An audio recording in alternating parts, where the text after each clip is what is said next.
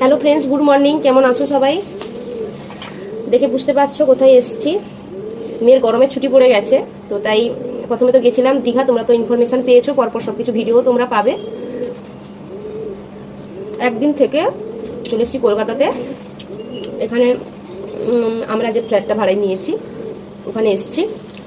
এখানে 2টা দিন থেকে চলে যাব বাবার বাড়িতে। বাবার বাড়িতে 2 দিন থেকে সব জায়গায়, মানে শুধু দীঘাতেই একদিন ছিলাম, নাহলে কলকাতাতেও 2 দিন, বাবার বাড়িতেও 2 দিন থাকবো। তারপর যাব আমার গ্রামের বাড়িতে, কারণ মেয়ের আবার স্কুল খুলে যাবে। তো এই যে রুমটা নেওয়া হয়েছে, এর আগের থেকে কিন্তু এই রুমটা খুবই ভালো আর সুন্দর। আমি যেখানে তোমাদের সাথে কথা বলছি, একটা ব্যালকনি এটা। হ্যাঁ, সামনে এক জানলা পুরো খোলা, মানে ব্যালকনির ওই মানে সামনের পোর্শনটা পুরোপুরি খোলা। তো আমি এখানে বসে তোমাদের সাথে কথা বলছি, আর তার বাবা মেয়ে সেখানে চা খাচ্ছে আর কথা বলছে। একটু পরে মেয়েকে নিয়ে একটু পড়াতে বসবো, কারণ এখানকার মতো নিরিবিলি জায়গা আর কোথাও হতে পারে না, তাই না?